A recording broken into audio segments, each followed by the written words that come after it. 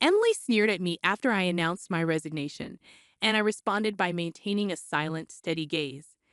Our conversation had revolved around the company's decision to cut labor costs, with particular disdain aimed at those supposedly exploiting overtime pay.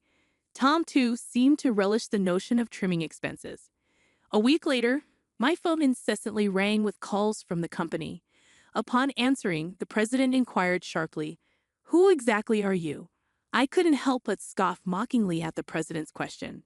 In response, I introduced myself as Lily Johnson, a 59-year-old employee with 37 years of dedicated service since my college graduation. I explained our company's role in providing administrative services, particularly catering to busy company presidents handling clerical work. Specializing in tax-related matters, I proudly managed 45 clients, a responsibility that had grown overwhelming despite the assistance of a part-timer. Despite the challenges, I couldn't show any sign of weakness. Our clients were long-standing relationships, and their adversities fueled my determination. Today, as I sat in front of my computer, the relentless harassment from Tom and Emily weighed heavily on my mind. Tom, 7 years my junior and now the head of the tax department, had drastically changed his demeanor 3 months ago upon promotion. His once polite tone was replaced with condescension and complaints, making every interaction a struggle. Even when I countered, he remained unfazed, instructing me to consult the manual for guidance and warning against unnecessary actions. Emily, Tom's assistant, joined in the harassment, criticizing my efficiency and mocking my rank and file status. Despite being the first to decline a promotion to department head, a fact unknown to Tom and Emily, I committed to completing my regular duties. Their harassment persisted, with Tom accusing me of increasing overtime, branding it a waste. Emily echoed his sentiment, sighing as she claimed my constant overtime was dragging down the entire tax department's performance. The recent cause of my overtime was Tom unexpectedly leaving a month's worth of client files on my desk to be filed by the end of the month after work.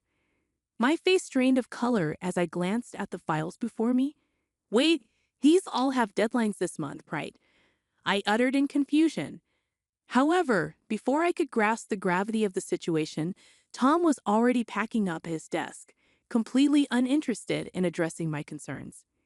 "I'm heading out. Take care with that," he casually remarked as he swiftly left the office, leaving me with a pile of urgent tasks. Emily followed suit, adding insult to injury with a mocking laugh. The incredulity of the situation weighed on me, and I sighed heavily as I opened the client files scattered on my desk. To my dismay, some of the files were originally Emily's responsibility. The realization deepened my sigh. I understood why Tom had been subjecting me to relentless harassment. They wanted me to retire quickly. My extensive experience and deeper knowledge in taxation made me a preferred resource for other members of the tax department over Tom. Tom's unapproachable demeanor and unattractive appearance made everyone, except Emily, avoid him. It seemed Emily's proximity to him was strategic, driven by Tom's preference for younger female employees. The shallow nature of their thinking sent a chill down my spine. Emily's harassment was not just a personal vendetta. She aimed to curry favor with Tom, the one evaluating the tax department's performance. Despite these challenges, I had to manage the declarations. Alongside preparing tax declarations for my assigned companies, it seemed today's workload was far from over. However, claiming overtime would only invite complaints from Tom and Emily, leaving me resigned to the prospect of unpaid extra hours. Then, unexpectedly, I received a summons to the president's office. Our company had recently undergone a change in leadership due to the former president's sudden illness. The new president, the former president's son, wasn't fully acquainted with our company. As I entered the office, I noticed Tom and Emily with unpleasant smirks on their faces. In a tense atmosphere, the president dropped a bombshell.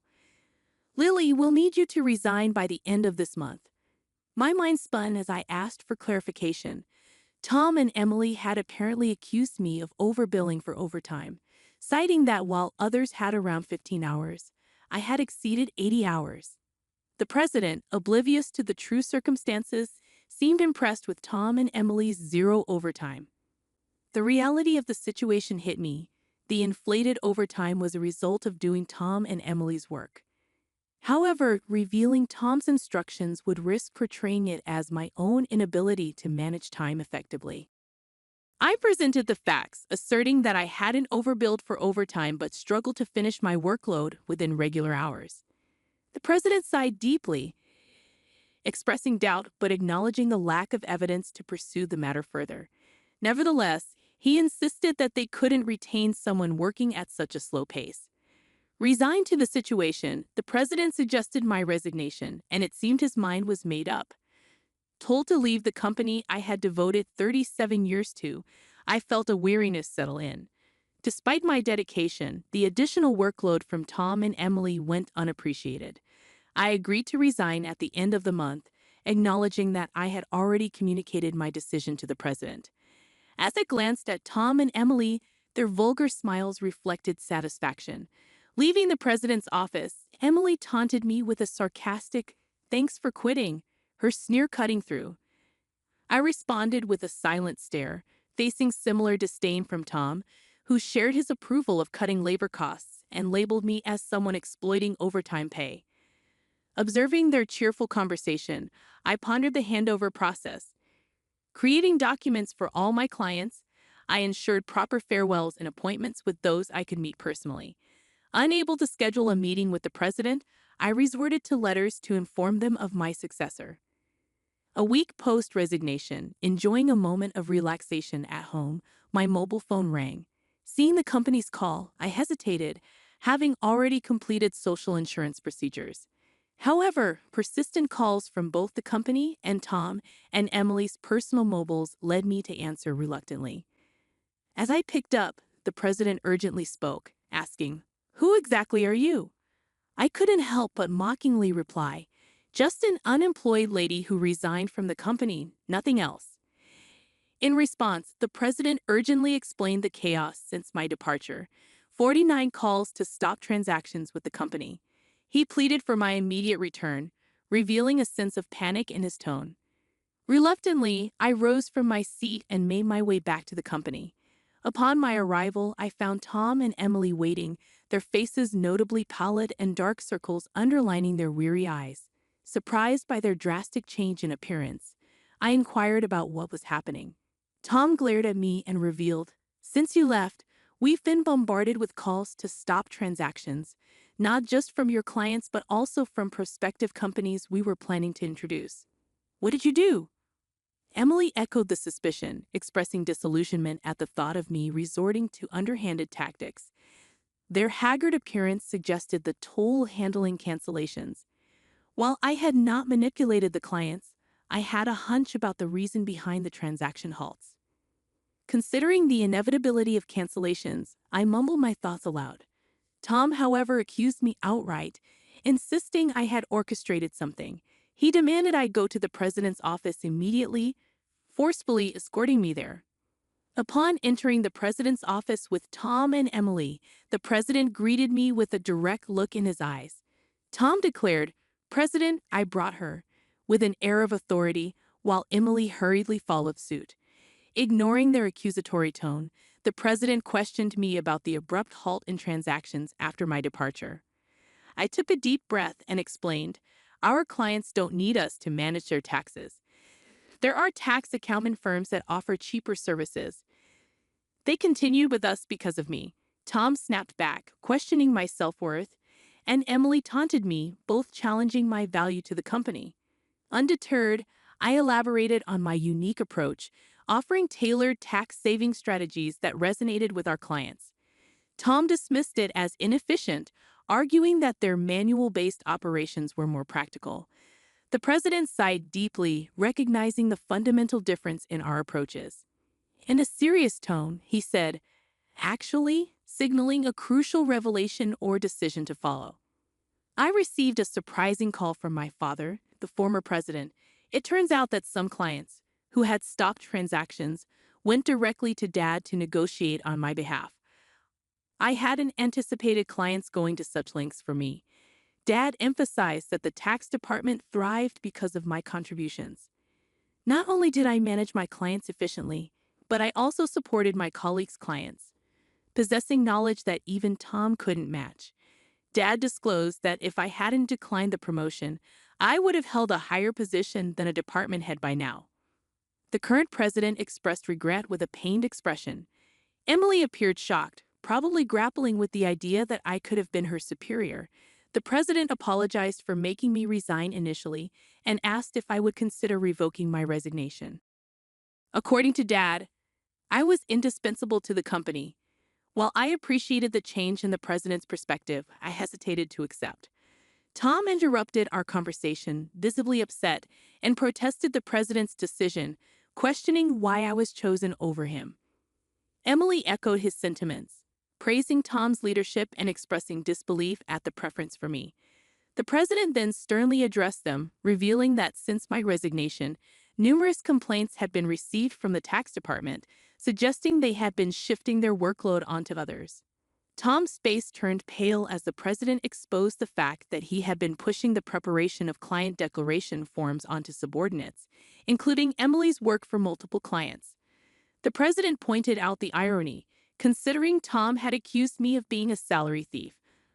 Observing Tom and Emily's pale expressions, the president continued by revealing an alleged leak about their romantic involvement. Tom struggled to defend himself, claiming he was merely mentoring Emily as her superior. However, the president produced receipts from the accounting department, indicating dining expenses filed by Tom. Confronted with evidence, Tom, sweating profusely, was unable to provide a convincing explanation. Emily, too, turned ghostly pale as the president accused them of neglecting their duties, inflating expense claims, and violating company policy by having an affair in the office while being married. In a calm and straightforward manner, the president declared the termination of their employment effective immediately. Tom and Emily tried to resist, promising to retract the receipt claims and pleading for their jobs. "I have a family," Tom desperately pleaded, attempting to reverse his termination. Emily echoed his sentiments, tearfully expressing her fear of being fired. She promised to apologize to me and others for burdening them with work, realizing the gravity of the situation involving neglect of duties and an affair with a supervisor. Concerned about her reputation, she implored for a second chance. Sensing their desperation, I offered advice. "Why don't you stop resisting? It's undignified," I suggested. Tom glared at me, retorting, "Shut up. What would a single person like you understand?" I sighed, reminding him, "Tom, you were the one who got me fired. It's just karma. What goes around comes around.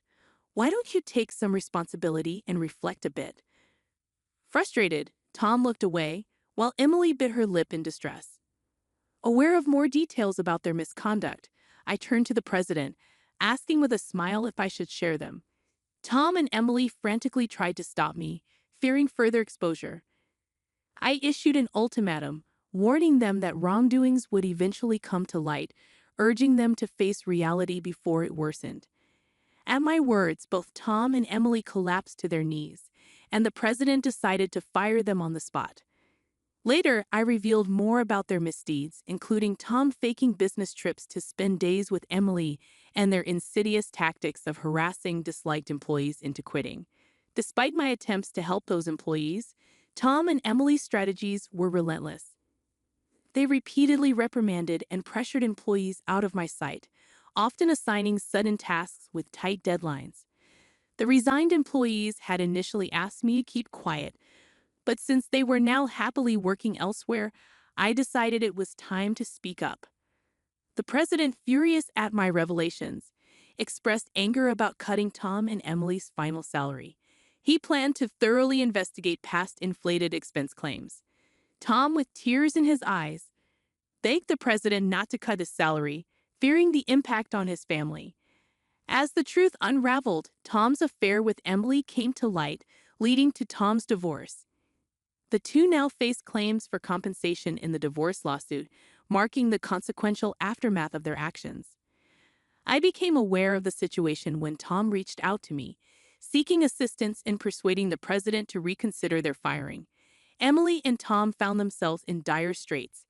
Despite their efforts, they struggled to secure new jobs in the tax industry. The industry's close-knit nature meant that word of their misdeeds spread rapidly, making potential employers hesitant to hire them. Desperate for income to cover divorce compensation and living expenses, they resorted to day labor at construction sites, a stark departure from their previous office roles. Emily would often call me in tears, pleading for help. "Lily, please help.